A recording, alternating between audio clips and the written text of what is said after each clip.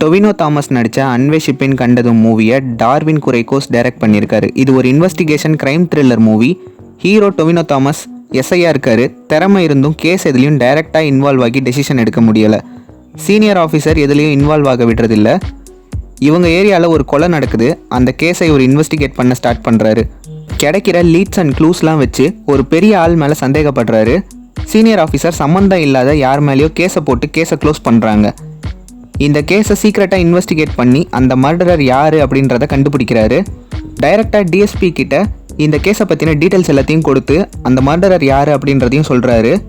ஃபர்தராக actions proceed பண்ணுறதுக்கு permission கிடைக்கிது. அவனை கோர்ட்டுக்கு கூட்டிகிட்டு போகிறப்ப தப்பிச்சு போய் செத்துடுறான். இதனால் ஹீரோவும் அவரோட இருக்க 3 பேரும் சேர்த்து சஸ்பெண்ட் பண்ணுறாங்க. படம் முடிஞ்சிச்சுன்ற மாதிரி இருக்கும். ஆனால் இங்கே தான் இன்டர்மிஷன் வரும்.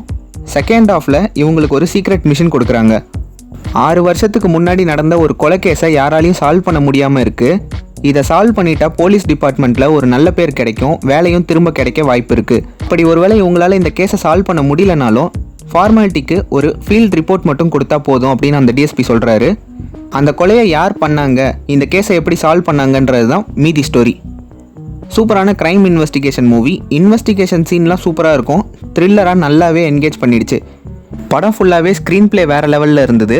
ஃபர்ஸ்ட் ஹாஃபில் வர்ற கேஸும் சரி, செகண்ட் ஹாஃபில் வர்ற கேஸும் சரி, இவங்க தான் குற்றவாளின்னு நம்மளாலே கெஸ் பண்ண முடியாத அளவுக்கு சூப்பராக ஸ்க்ரீன் பிளே பண்ணியிருந்தாங்க. மூவியோட ஸ்டோரியும் சூப்பராக இருந்தது. படத்தில் நடிச்சிருந்த எல்லாருமே சூப்பராக ஆக்ட் பண்ணியிருந்தாங்க. மூவி நெட்ஃப்ளிக்ஸில் அவைலபிளாக இருக்குது. இது மலையாள மூவி தான். தமிழ் டப்டு வெர்ஷன்லேயும் அவைலபிளாக இருக்குது. மூவிக்கான IMDb ரேட்டிங் 7.5. இந்த வீடியோ உங்களுக்கு பிடிச்சிருக்கும்னு நினைக்கிறேன். பிடிச்சிருந்தால் லைக் பண்ணிவிட்டு உங்கள் ஃப்ரெண்ட்ஸ் அண்ட் ஃபேமிலிக்கு ஷேர் பண்ணி அவங்களையும் நம்ம சேனலை சப்ஸ்கிரைப் பண்ண சொல்லிடுங்க. நம்ம சேனலில் இதே மாதிரி நிறைய movie reviews, movie updates, trailer, teaser, break டவுன்னு நிறைய கண்டென்ட் இருக்குது. அதையும் பாருங்கள். நெக்ஸ்ட் வீடியோவில் உங்களை சந்திக்கிறேன். பை பை மக்களே.